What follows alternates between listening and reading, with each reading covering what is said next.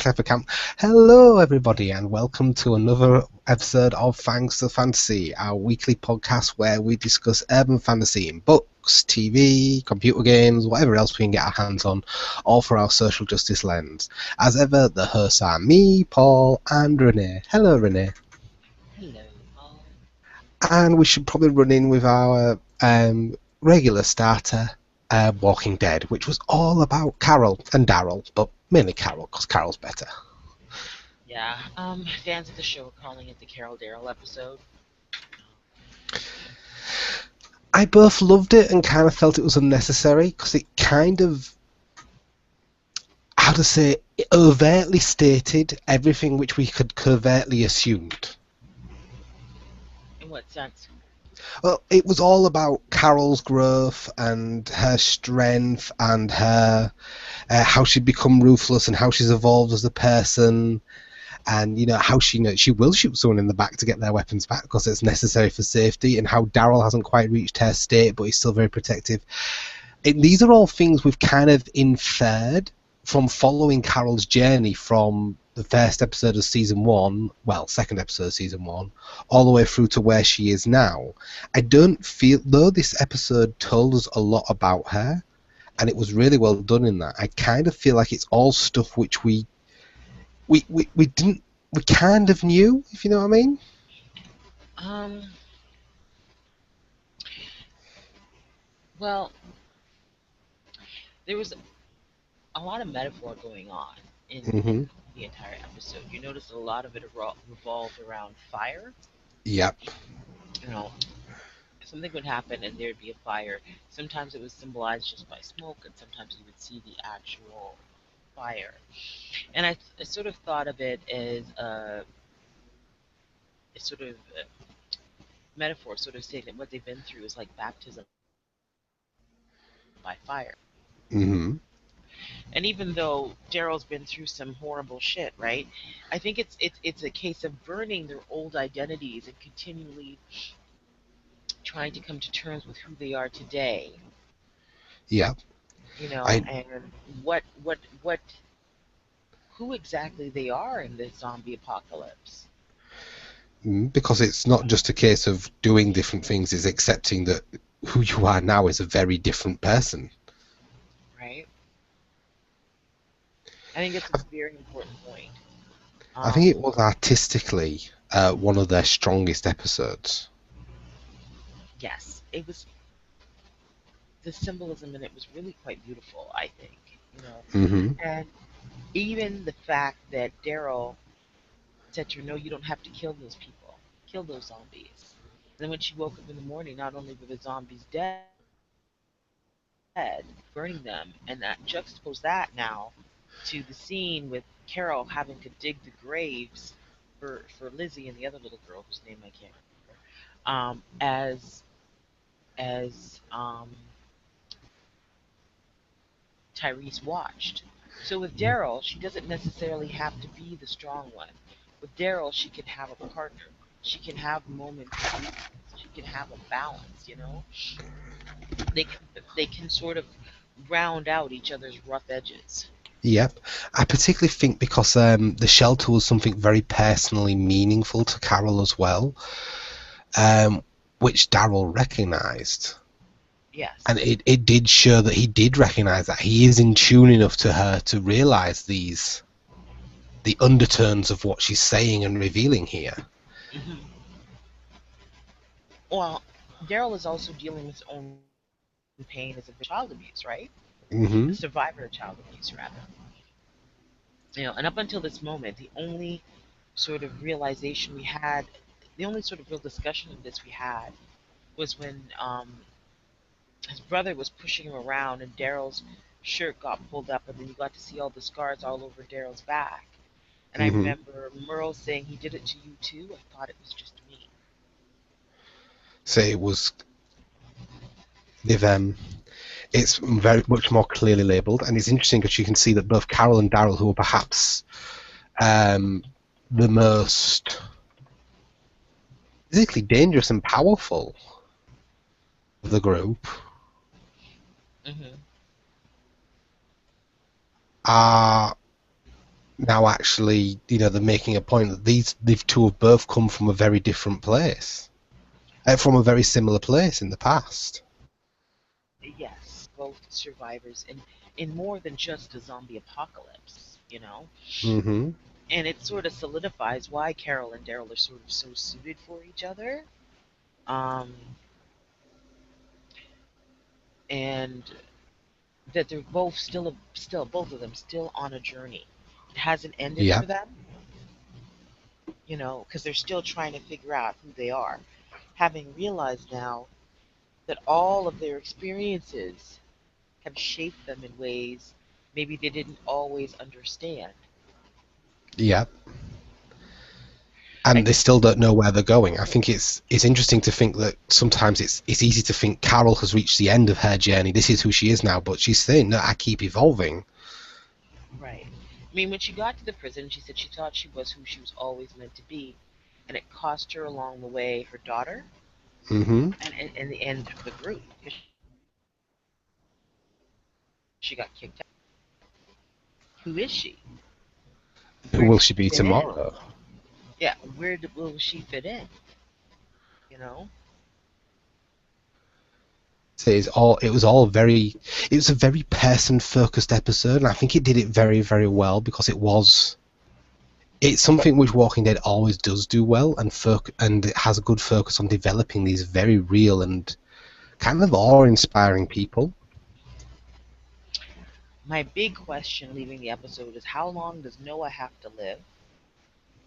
Hmm. I would say either he will die getting them out of the group, or the group will meet up together, and then he will last all 2 seconds because he's Yeah. so expendable compared to everyone else in the show. If this were a Star Trek episode, he'd be wearing the red shirt. Yep, and we've got another T Dog chain. We definitely have a T Dog chain here. Happened right in front of my eyes, going, "No, don't make it so. Don't Yeah, make but it so."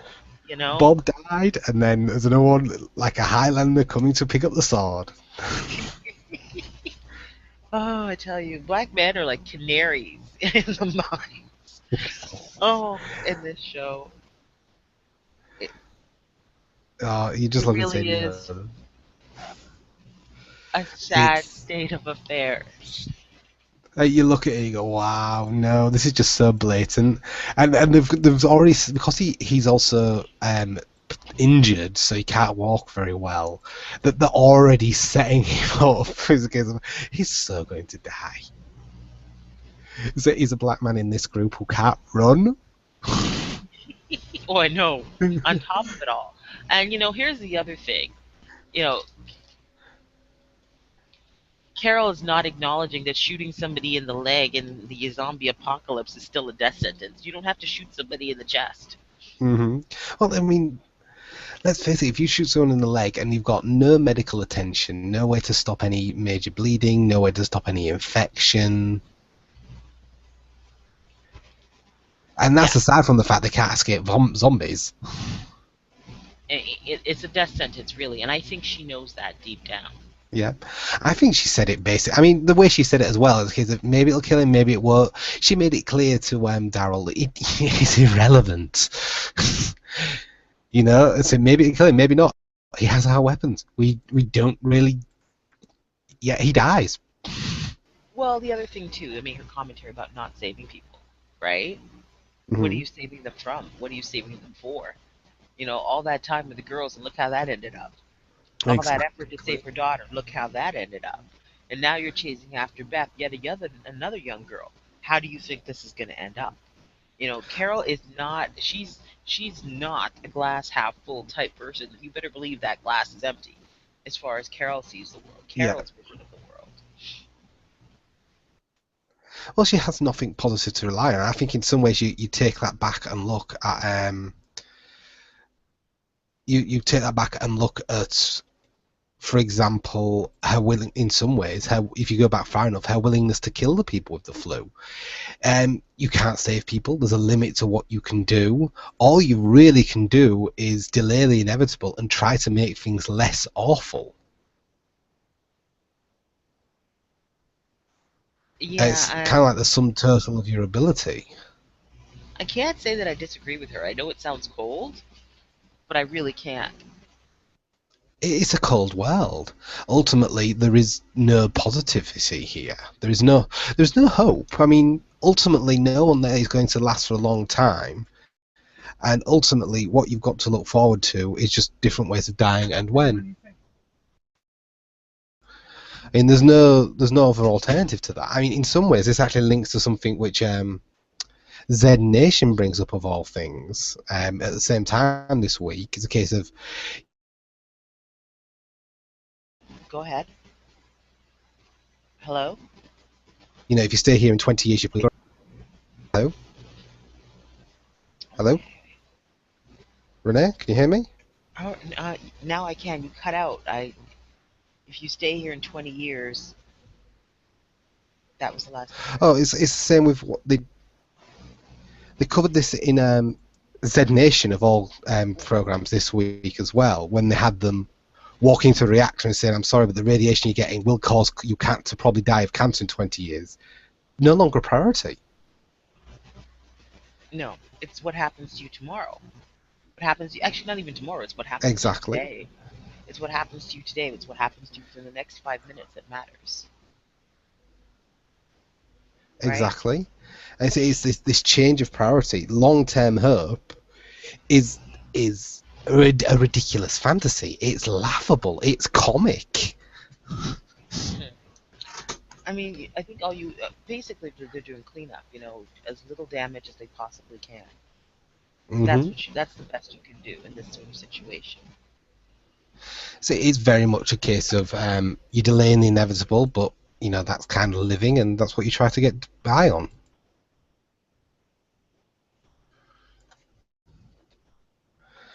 So I think my computer keeps freezing, which is in turn making me go silent, which is quite annoying. Hello?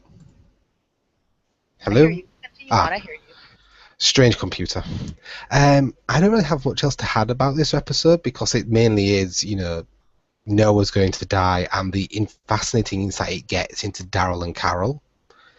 They need different names. But I don't really have I think much it's else. a lot about fan service too, right? Gives Hmm. people wanting the Carol and Daryl ever since Carol showed up. I think it's definitely throwing some red meat to fandom, which has been looking for this so much. Even having Carol and Daryl lie in bed next to each other. Just pure Hmm. heat. And they do work well together. I will say this. I do like to see them as a team. Unlike last season when it was Daryl and Beth. It's kind of who cares? Who cares? Who cares? Well, You get that's your hooked in Blondie, and Carol's gonna strangle you. we don't. I think I was more scared that they were going to Meryl and Beth a couple because that was wrong on so many levels. Yeah, I would not have been comfortable with it.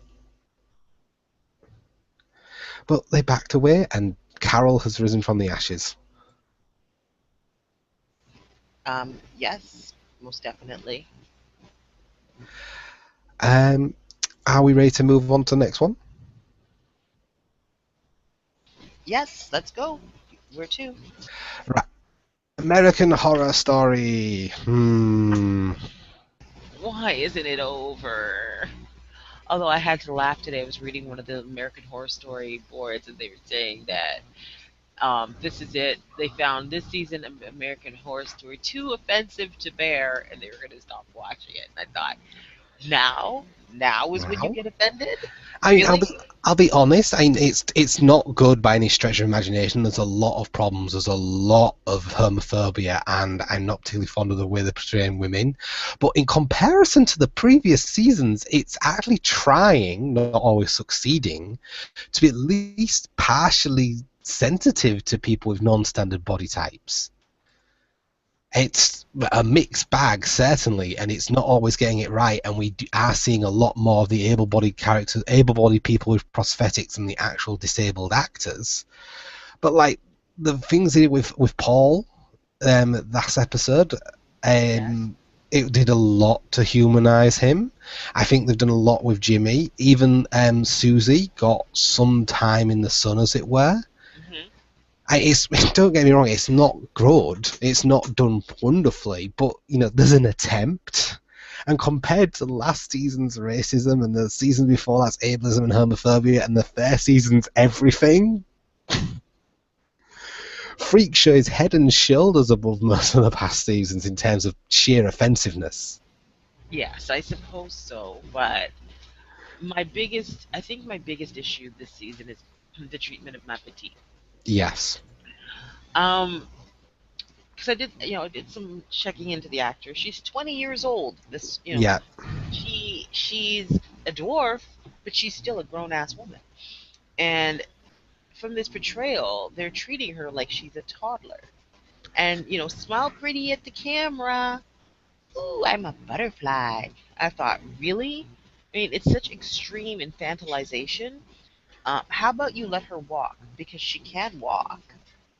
Yeah. And I all of these things really sort of hit home for me when they put her in that jar and she was pretending to be a butterfly. And I'm wondering what is going through this actress's head when she's doing this. What particularly bothers me is I have seen an interview with Jyoti Amji. I'm not sure if I'm pronouncing that right, but I've seen an interview with her. And when asked what is the most annoying thing about being the world's smallest woman, what she said is though she accepts some people have to pick her up because she can't walk far and she does have soft bones, she hates it when people do it without her consent, and she hates it when random people pick her up, and she hates being picked up and handled like a baby. And that's entirely what they do to her for this entire season. This is something the actress has said, outright said in interviews, this shit annoys me. Yes. It's gotten to the point where I'm finding it really disturbing. And in some ways, like this episode when they spent so much really good effort to really do a good job of humanizing Paul, though again that may have just been because they're going to kill him off in standard T-Dog got lines this week fashion. um they spent so much time humanizing him, which was so kind of powerful and well done for American Horror Story, and then you contrast that with the Jyoti becoming with Ma Petite becoming a hot water bottle, a doll, Yep. and the My Little Butterfly, and ultimately she is saved from being killed, maybe because Esmeralda couldn't bring herself to do it, but I think in part because she's just too damn adorable. She dialed up the cute, as you said. Exactly. So the cuteness was dialed to 11. That was it. She couldn't do it. That is a problem because if they'd have made some effort to humanize her like they had the others, even while telling the things they have to face, while still making it clear, there's still a person there, I'd be a That's lot. She's not a person. You don't get the sense that she is a person, and you understand that more. And even Paul, when the Halloween episode, do you remember when they came to tell his Mm, sins? They humanized him then that episode when he was telling his backstory. exactly. And So Susie as well. you've seen quite a few characters, their backstory, and how they've evolved, but not Matt Petite. Why is Mapathy is just a constant baby, and that's a real problem. I kind of really want there to be an episode sometime soon where Mapatite turns around, looks at one of the other and says, "You realise I'm a 20-year-old woman?" Or, something.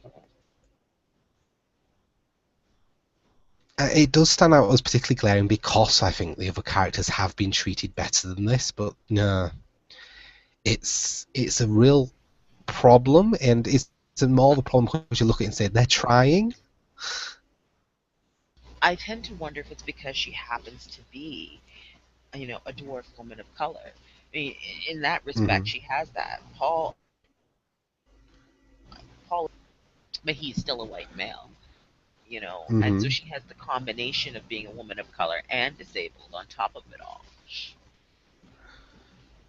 So you're wondering if it's a combination because there must be some reason. Why did they single out the little person to make her um, the baby? Why did they choose not to humanize her? And then you combine the fact, well, it's also her gender and her race. It's difficult not to see them as factors considering everything else they've done. Oh, I'm convinced they're factors in their decision in the characterization of Matt Petit. Mm-hmm. I have no doubt about that whatsoever. And if they had given us a reason that she's been infantilized, Actually, no, there'd be no reason that justifies her infantilization. Um, in my mind, I'm just really unhappy with her. I'm really unhappy with her portrayal.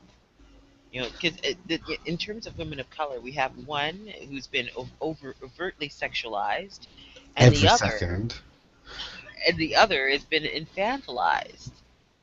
Oh, and there's also Dora the maid who got murdered. Oh yes, yes, who was a great character up until, She got murdered. yeah.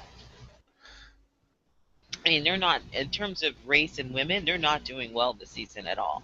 No, Not that I expect much from, you know, American American Horror Horror Story.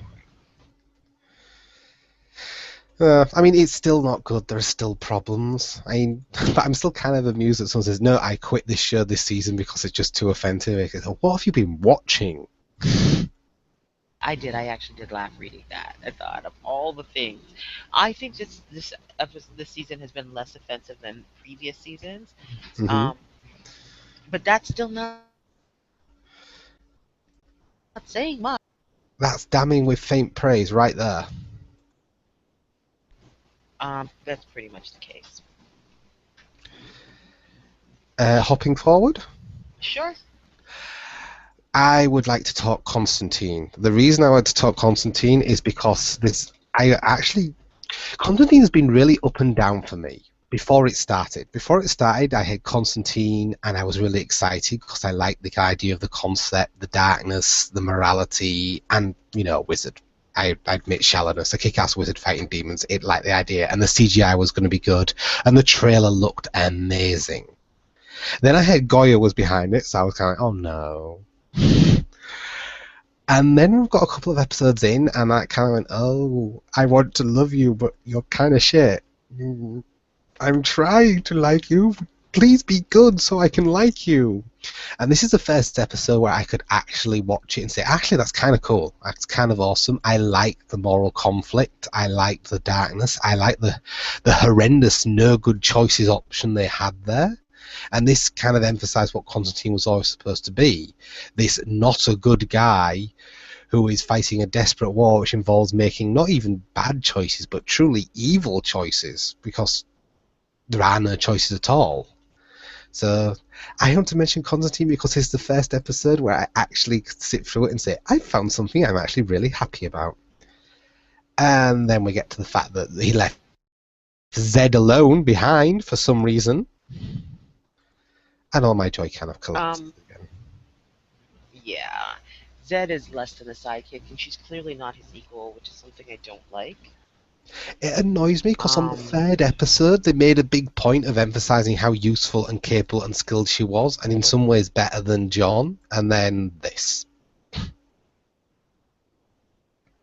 I get the feeling that's pretty much going to be Zed's character, playing back up to John all the time. He holds all the keys. There was never any shot she was going to be equal. He knows so much more than she does. It's just not an equal relationship. I was hoping after what we saw in the third episode, they were going to find a way to at least make her appear, if not unequal. But I mean, why go to all that effort to emphasize, you know what, Zed has proven she's tough, she's proven herself in the field, you can trust her now, and then episode 4, leave her at home. Um, because they never want us to forget that we have a white male. I was going to say, I'm going to say straight, even though I know the character is bisexual. He's bisexual in the comics. There's no indication so far. In fact, Goya has openly said he's not making him straight in the TV series. He's making him straight in the TV series. Okay. You Well, could then, tell because fandom lost their shit because he stopped chain smoking. Oh, and he's not bisexual anymore. But the chain smoking really upset them. well, I think then, I mean, there you go, right? Hmm. So there was never any hope that she was going to be an equal. So in terms of gender, it's just always going to suck. And we're getting a few racial stereotypes coming in. I mean, last week we had Papa Midnight, and we had the dark and evil gypsies in episode 2, which was always dubious. And this episode, we've got the famine demon from Africa. I know people are going to say, it was in the comics originally. Well, yeah. And I'm not quite sure that makes it better. Well, maybe, see, I think if they had a stronger character of color, it wouldn't pop as badly as it does. To say some cryptic shit every few minutes or so, and then leaves. Yeah, that is just not okay. I'll say another thing that's not okay. I said that Goya outright said he was going to make this character straight, which he has, and we've seen his attraction towards women. But then they come in and have Zed say how much Gary loves John, and John kissing him on the forehead like that to say goodbye. And it's a case of, you are doing a supernatural. You are going to say no, he's straight, and then you're going to slash bit. Um, yeah, I didn't read that scene the way you did. Um, Maybe because it's my view of forehead kisses, I don't see them as particularly romantic.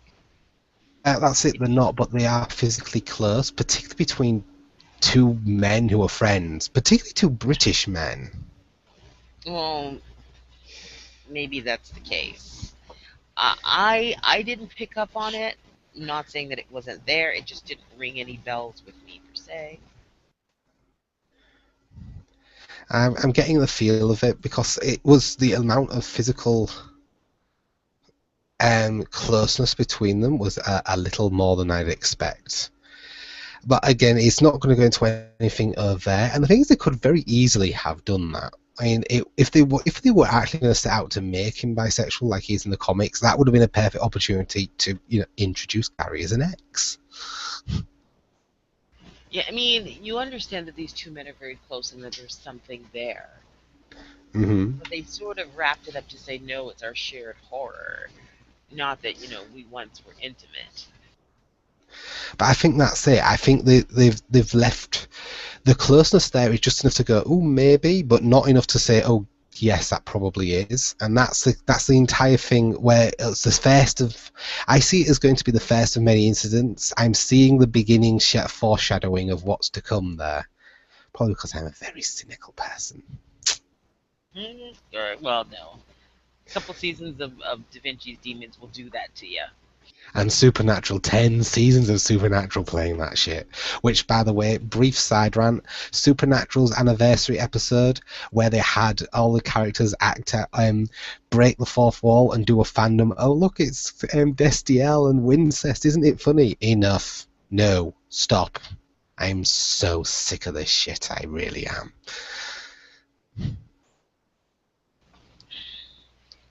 you expect better at this point? I don't, but at this point it is reaching it's 2014. At this point, if they turned around and said, no, actually Dean is canonically bisexual and we will now show him in multiple scenes with men, I would still be pissed off because it's so late in the day. Well, it took 10 years. It would have taken 10 years. Exactly. So no.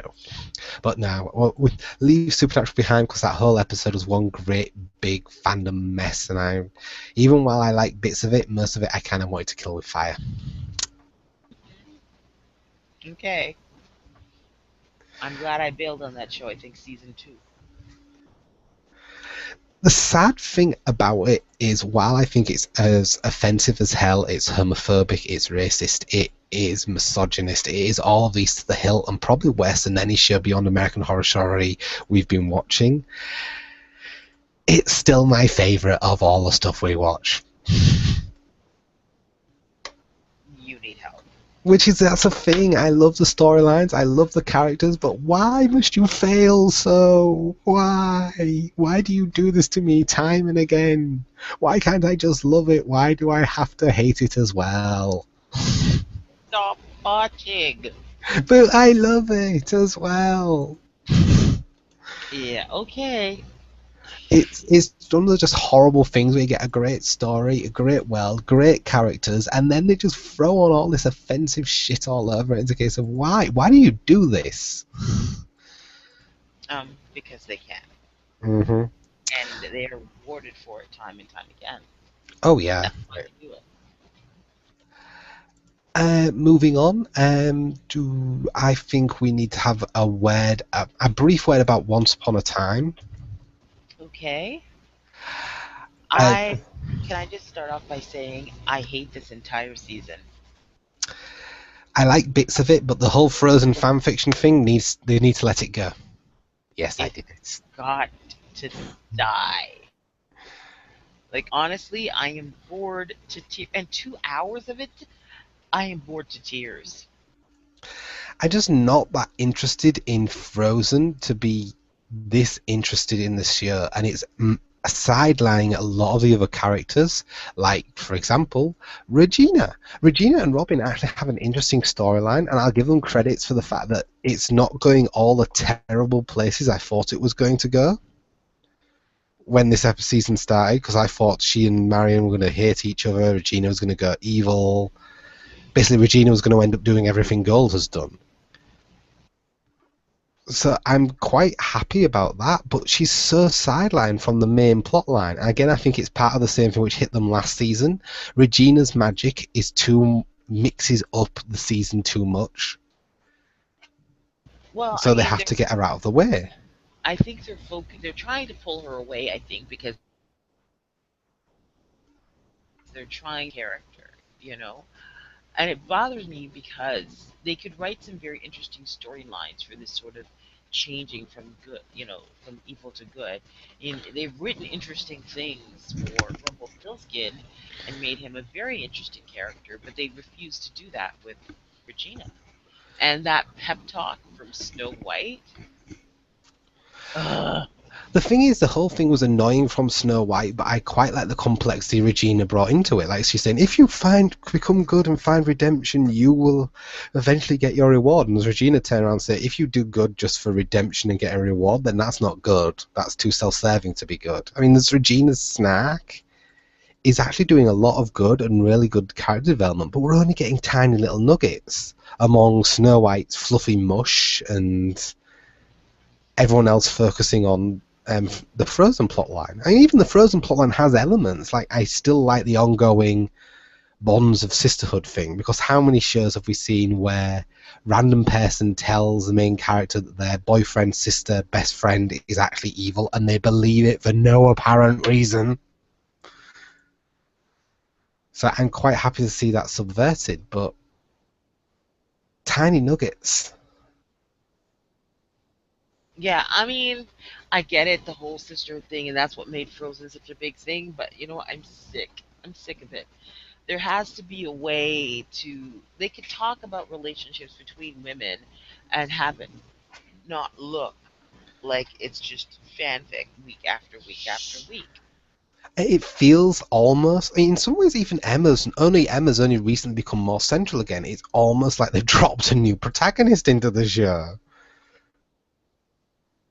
And even the Charmings are as integral to the plot as they once were, because it's all Elsa, and Emma, Elsa, Anna, and Ingrid. Yes, and don't care. Mm-hmm. If you were a fan of the movie, this is a great season for you. If you're not a fan of the movie, this is suffering. This is Yeah, not what I watched Once Upon a Time for. You're supposed to see twists on fairy tales, and I just feel like they're hitting it so hard um, by sticking to this one theme for as long as they have, and I want it to be over. exactly. It's tiresome. And like this week, Anna and Christoph are frozen. Maybe Yeah, they're dead. I hope so. that's what I was Hmm. thinking. Just leave him there. Yep. Yay, they're dead. Oh no, we're supposed to be sad. Oh, sad, they're dead. About the one bright spark in all this is Gold is evil again, and he does make a very good villain. Oh, trial. Yes, gold makes me happy. Very But much that's so. about it on Once Upon a Time. I just had to complain about how Regina actually is having this big, meaty character building storyline, which has been told in the footnotes. hmm Um, should we talk briefly about oh dear, the originals? Um, I wanted to talk about Esther. Mm-hmm. This week we saw Klaus kill Esther in when she was in the body of a witch, and I said at the time, You watch, because when Esther was in the body of a white witch, they managed to yank her body out, and that witch lived on. Now Esther's in the body of a black witch. Boom, that body is dead. And I think that, I mean, it's yet another black body on, you know, Julie Plex's death pile of black bodies. She seems to love to kill us. Hmm. And I know we were supposed to look at this character and see awful, but I also remember that there was Lenore. Lenore is a victim in all of this. You know, she was pulled in against her will by Elijah, Hmm. and now she's dead. You know, and I feel like her death is just going to be written off as, oh well, Esther was inside her. You know, there's no attempt to even really save Lenore.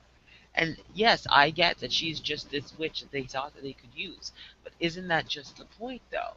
That, you know, bodies of color are disposable in Julie Plex's worlds. You know, Hmm. they're either servants like Bonnie or Marcel, and they get to survive. Otherwise, Or they drop dead. They get eaten. hmm and this is how it works, time and time again. And I remember watching as Klaus was killing Esther slash Lenore, and how upset it made me, because I realized nobody's going to pick up on what this is and why this is again significant. She's just going to be another nameless, faceless black body that got written off the character um, progression of one of the white characters, right? Hmm. I mean, she's there's just no. Everyone kind of forgot that Lenore was there. She was just the body. Lenore as a person, as a character, once she was clearly no longer going to be useful for their spells, that was it. She's gone. Well, yeah, No longer pinging anyone's radar. she wasn't a person. That's just it, though. Situation, you have Esther inside the body of a white witch. That white witch gets to survive. She wasn't any more relevant to the story than Lenore, Hmm. yet Lenore is the one who is dead. And again and again and again. These are what we're seeing in between the Vampire Diaries and the originals. Now I get that they don't know how to write black characters. I get this.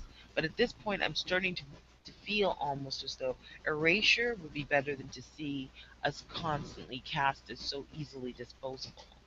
Just, Hmm. you know, fodder for the immortals. So it is. It's just such a constant theme. Yeah. It's not once or twice. It is now very firmly. And if you go through the list of black characters that have died between Vampire Diaries and the original, it would be immense. You It know, is huge and it is very telling. you expand that a little wider into characters of color because they also tend to kill off Latino people when they appear as well. Yep. I think there's only really Tyler who's lasted, and he is written in a very, to say the least, ambiguous way on the show. I wouldn't call it ambiguous. We are meant to read Tyler as white. Hmm. That's exactly what we are meant to read him as. And I mean, his last name is Lockwood. His Yep. family home is a former plantation. No way are we supposed to read him as Latino. So I would be surprised if we were. We're not meant to at all. I just find it very, very frustrating because it's so blatantly obvious. And, um, yeah, just basically, it's so blatantly obvious. It's just ongoing. It is one of the things you often get from shows which have been going on for a long time, and even though Originals is only in 2 seasons, this is where you see it from the 6 seasons of the Vampire Diaries as well. That's 8 seasons of material, and the same pattern is repeated over and over again. Sacrifices or servants, over and over and over. Well, Cast yeah, aside, indifferent, irrelevant. you can see it. I mean, they've had Elijah's love interest, who's a Hmm. black witch. Um, they've had a few. odd characters that have gone. Oh, there was the one whose Elijah's love interest was the body Elijah's love interest was in when she came back. Those Yep. two witches of color. I mean, that's all. That's who's dying. The names are like, if you really sit and think about it, for less than two full seasons on television, they've killed a hell of a lot of black people.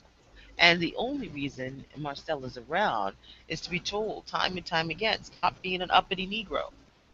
So they were always telling him to put him in his place, set him back, put him down. Constantly.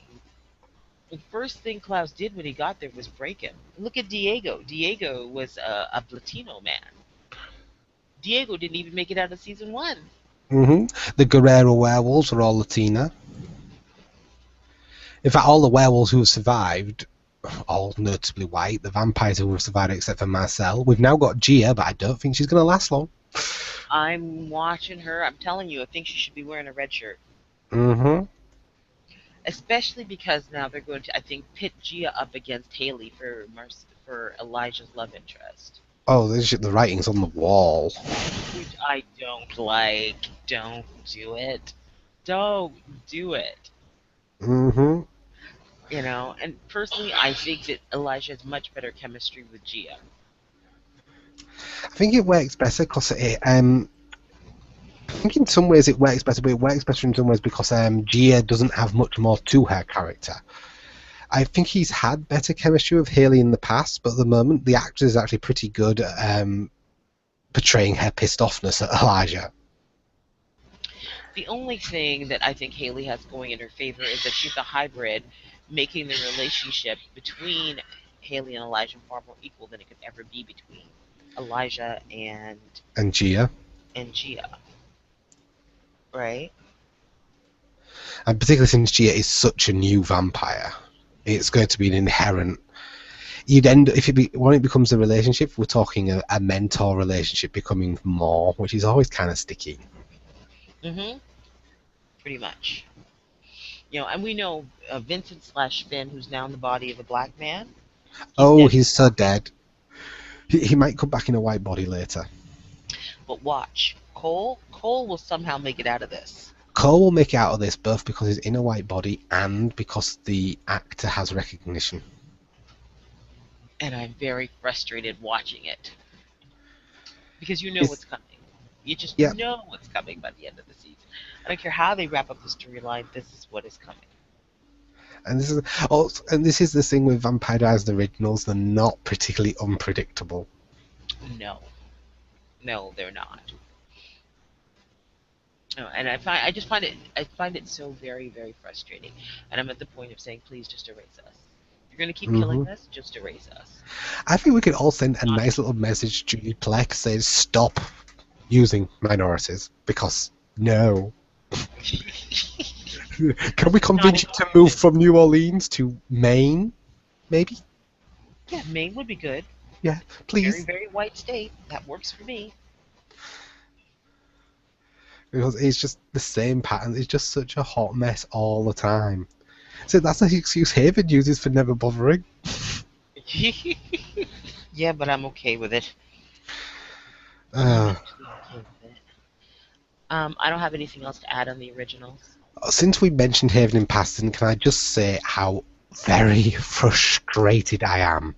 Haven, you keep coming close to the mystery and then you run away, and you've been doing it for, 4, 5 seasons now? Because without it, they wouldn't have a show. All they do is trouble of the week, trouble of the week, trouble of the week. It's so frustrating because last season we had William and Mara, and now we've got Mara and we've got the Aoife and even the CDC coming to investigate, and you just ran away from all of those storylines. We got no investigation into the troubles by the CDC woman because she's actually a secret nefarious woman and not from the CDC. We're not looking into Finnies and portals and everything else because we got a plague storyline instead, which just delayed it all, so the Teagues aren't worrying about that anymore. And Audrey's having personal angst about whether or not she's a real person, which would be interesting, but you're not going to develop because you're just going to use it as an excuse for Nathan to say how much he loves her every other scene, because no, we don't. care. And now Duke has run off with Mara to take away any other investigation because, he was the one character I didn't want to kill, so thank you for that. I now want them all dead. Isn't this the last season of Haven? I keep hearing that it might be, in which case, Haven, I know it's a 26 episode season. Oh dear gods. So episode Yeah. 26, I better finish this show with answers. I have spent 5 seasons of watching you play Trouble of the Week, drag up random irrelevant storylines like the shape-shifting serial killer and them all doing a little quest for some gems in a secret box for some reason. I can't even remember why they did that, but they did that for like half a season looking for these emeralds or something. So, Hmm. enough. I want answers. I want the band, Agent Howard, William, Audrey. I want it all explained, and I'd like you to focus on this actual storyline for 5 minutes. If Charlotte is some nefarious stranger, you may kill her next week, and then back to the main plot, please. Yeah, I don't care. And I think you're going to end up with sort of a lost ending, and where you're sitting there going, and I watched for what? hmm it's frustrating because a lot of these storylines aren't bad in and of themselves. Like the whole Audrey worrying about whether or not she's a real person is fascinating. Even the old past serial killer one, that was not a bad storyline. And I don't dislike even the Trouble of the Week. There's a lot of huge logic leaps. But you have this big, meaty, epic meta plot, which everyone is studiously ignoring, and it's really frustrating. Like I said, I don't think in the end, if this is the last season, I don't think in the end you're going to get any satisfactory answers, because they should have been building to something, and hmm they're not. They're going ahead, business as usual. Yes, it's slightly annoying. I've given up. But that is the main Something. thing I have to say about Haven, except for, again, there's just like no diversity on this show, but they are using the main excuse pretty heavily. Hmm. Um, shall we to the book of the week? Are we there yet? I think we're at the book of the week.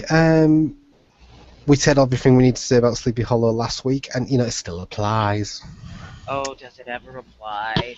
hmm The book of the week. I'm going to start by saying the best thing about this book, the positive point, because I'm trying to say something positive about most books I read. So, after reading the first book and the second book, I expected an absolutely terrible third book. And I was right. So I get to have that nice, smug little feeling of being right about something. So, yeah, that's a good point. you know what? You know the best point in my mind, Mm. that it to an end. That's it. That it came to an end. I was so happy to read the last page and be done with it. We hated this book so much that everyone knows my obsession with finishing series. I am actually willing to let. Oh, I suppose we should say what the book of the week is first. It's actually Under Suspicion by Hannah Jane. It's the third book in the Underworld Detection Agency. We've covered the previous 2 books in this series before because apparently we were terrible people in a former life, and we deserve to suffer. Mm. However, I've decided that since we were probably not Hitler, we don't have to read book 4. Oh, thank you. About time you got over that obsession. I don't mind reading a terrible series so we can talk about social justice points that rise, and sometimes just for the snack, because let's face it, it's amusing. Because it is important to criticise poor media and saying what's wrong with it. But book 3 is wrong in exactly the same ways that book 2 was wrong, in exactly the same way that book 1 is wrong. In all 3 cases, the mystery was solved because for some bizarre reason, the murderer slash criminal slash whatever decides to kidnap Sophie, the protagonist. That is the only reason any of these storylines got resolved. Hmm. I mean, and it also, the story pretty much depended on all the other characters looking the opposite way. People are dying, people are disappearing. Yeah, no big deal. Look the other way. Mind your business. Mind your business. Mind your business. In this, Um, sorry, go on. so I mean, had somebody competent been investigating this now, it could have been interesting, but it was Sophie. It couldn't possibly get interesting. I hate Sophie so much. I hate her with a. She. Do you know how old this character's supposed to be? I know how old she reads as, but you're gonna probably tell me she's like 30, right? She's supposed to be 33. Oh my gosh. She is like a 14-year-old and more mature than this woman. The slightest thing happens, she cries. In every book now, she's had a scene where she gets too drunk and has to be carried home. I mean, how many? I think she got too drunk on two Guinness. Yeah. Really? hmm Two Guinness. She collapses into tears. She has absolutely zero competence in anything. I mean, there's nothing this woman is actually good at. I can't think of a single thing. Mm. I mean, even Steve couldn't save the book this time. Ugh. He was just thrown in as a desperate last attempt. Here, let's throw in some comedy. Yeah, even Steve couldn't come close to saving this book. And the whole book rests, as you said, about no one else caring about the murders, because that's the only way they could get Sophie investigating. But Sophie has this flagrant lack of realization of her own failure, and she's constantly inserting herself into situations it makes no sense to her for her to insert herself to. There's been some murders. I know, I'll investigate them. Hmm. Why? Well, it doesn't help that you have now Alex, the fallen angel, encouraging her to believe that she has the skill to do this. I said, Here, go look at this crime scene. and I just don't know what. This is the thing. This whole book is held together by characters doing things that make no sense. Like Alex saying, "I know, I'm going to treat Sophie like a competent investigator," despite the fact she's she's not a competent anything. She cries, she vomits, she falls apart. She doesn't have a coherent thought process. Mm. Oh, and don't forget, in between, she's also quivering every time Will so much as takes a deep breath. Will, her guardian, who has no supernatural powers, and I don't understand this world setting where to guard Sophie from fallen angels, she's followed around by a normal human. Yeah, I don't get it either. This whole thing is just I don't get it, I don't get it, I don't get it. And Will has a terrible Dick Van Spike accent. And What I thought was interesting is that he mentioned the is it a cup or a chalice or whatever it was?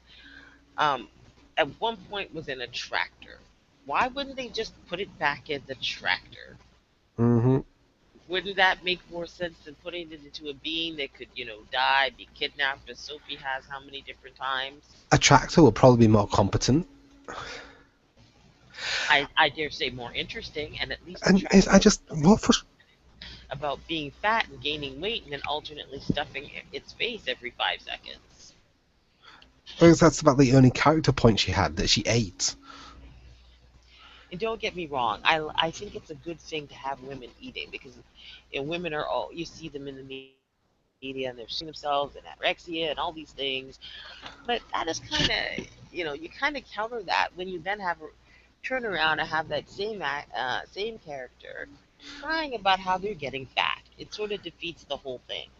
And it's also a terrible stereotype about people getting fat because she isn't getting fat for any reason like poor health or no time to eat or anything. She's getting fat because she's eating chocolate.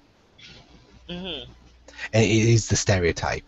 If someone's fat, it's because they're sat under on the sofa eating chocolate, which is exactly what she does. Mm. Yeah, Uh, I'm not amused. It doesn't make any sense. Didn't even have a little bit of humor no, in it to sort of tide you over.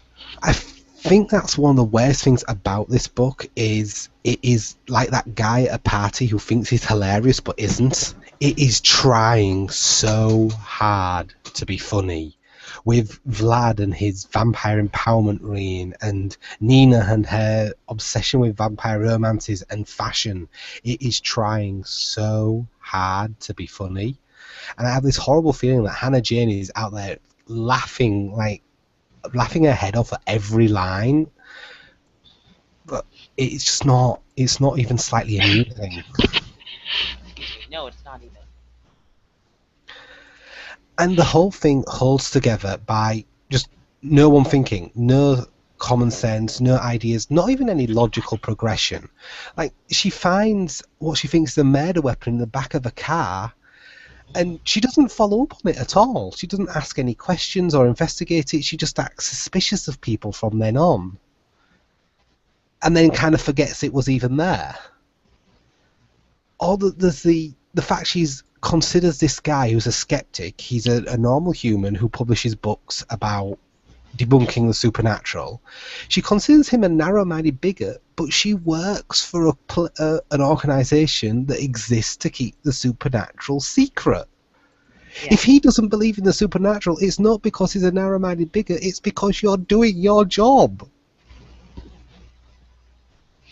I I mean, I don't want to give away who the actual murderer was, but can I just say that was the weakest explanation for the motivation of an antagonist I've read in a long time.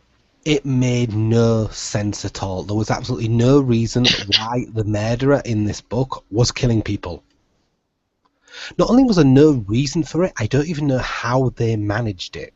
Because their victims, there is no reason that this person's victims should have been weak enough for the murderer to kill them. It makes no logical sense that the murderer even knew that they fit his victim profile, let alone that they could actually kill them. It was a complete waste. It was just a fail from start to finish. The characterization, um, the skill set of the protagonist, whether or not we want to kill the protagonist, the motive of the murderer, how she goes about investigating. None of it makes sense. None of it's good. None of it's redeemable. Just think, trees died for this to be published. On top of that, this is set in San Francisco. We had You're gonna say, go ahead. we have a couple of random Asian werewolf hunters who are relevant to nothing.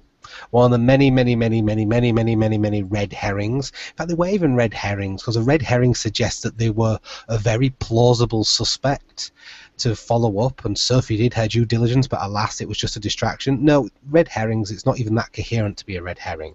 It was just a random event thrown in for fill up page numbers. Hmm. Two random Asian werewolf hunters for reasons, and I don't think there was any characters overtly labelled as LGBT, but her boss's secretary is crowded with homophobic stereotypes, and I think he's meant to be read that way. Oh, I think so. In which case, it's the case of look, here's our inclusion. Look, he's surrounded by bigoted tropes. Isn't it lovely? Now Yeah, embrace. yeah. I do not buy the idea that you are managing to portray LGBT people by taking someone whose only LGBT markers are your homophobic stereotypes and insults. Well, it is San Francisco after all. Mm-hmm. I just honestly have nothing else to say about this book because except just I don't actually have the words to say how terrible it is, how badly the story's been clunked together, and It's how held utterly together by awful chewing the gum. character is. Yeah, exactly. Really, it's just literally held together by chewing gum. The characters don't act in anything in a remotely logical sense. I hate the protagonist, Mm-hmm. and her version of comic relief is boring. But the main reason why, I mean, I'd be happy to keep reading this series and saying everything that's wrong with it because I've done it before. Hell, I'm on book 21 of the Anita Blake series. Hmm.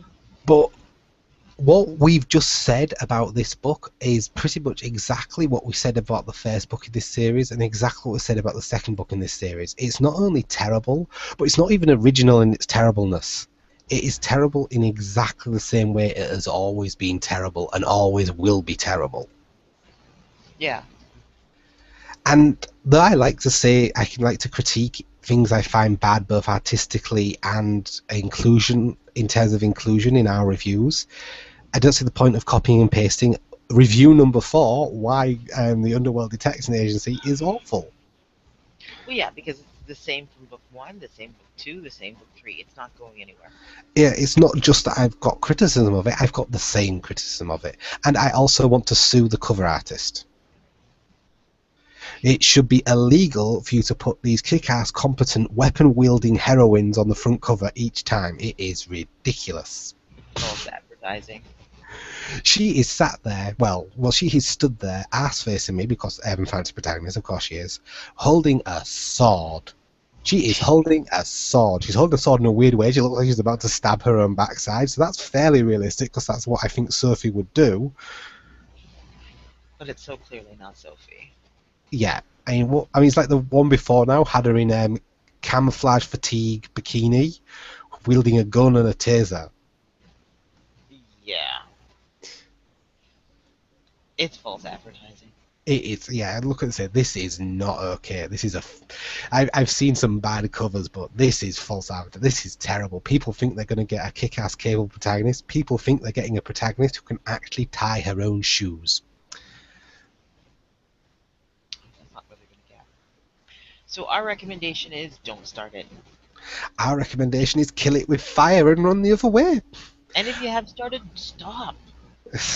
You're a good person. You don't deserve this. Nothing good is going to come of this.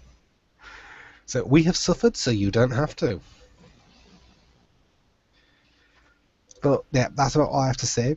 Our next book of the week, after we've had two pretty awful ones, we've had three pretty awful ones because we had the Anne Rice as well. Oh God, we have suffered. All your fault. Our next book of the week is Loki's Wolves by K.L. Armstrong and M.A. Marr, which are, I won't say they're exactly pseudonyms because it's just a matter of changing the alphabetation, the initialation. That's Kelly Armstrong and Melissa Marr, who write the Woman in the Otherworld series and the Wicked Lovely series. I'm curious about this because I really like Kelly Armstrong, but I really don't like Melissa Marr. We'll just have to see how it goes. Yeah, so I'm actually kind of picturing two women and a typewriter, and they're trying to bludgeon each other to get it right. If Kelly Armstrong wins, this might be a good series. Well, we'll let you know, and of course, if it's bad, I should be blaming you. And I'm going to blame you on the stance that there's Norse mythology in it, and you know you would. Yeah, you would have leapt all over that the minute the Norse mythology was raised. Except that you're equally a junkie, so this makes you Norse mythology junkie, so that still makes it you. So I think we're willing to share the blame on this one. Oh, okay then. Other than that, I don't think we've got any more to cover, so we hope to see you all next week. As ever, you can find all of our reviews, recaps, Friday discussions, and everything else we cover on our blog, fangsforfantasy.com. There you can also find all of our previous podcasts, our books of the week, and anything else that comes to our fancy. You can also follow us on Twitter, Booklikes, Goodreads, Library Thing, Facebook and Tumblr when I remember to update them. The addresses for which are all Fangs for Fantasy, or again, you can find it on our website along with our email address if you have any questions, queries, book reviews, or whatever. Other than that, we hope to see you here, same time, same place next week, where we will discuss all that was happened during the week and hopefully a much better book of the week. But that's not exactly going to be difficult. Have a good week, everybody. Goodbye, all.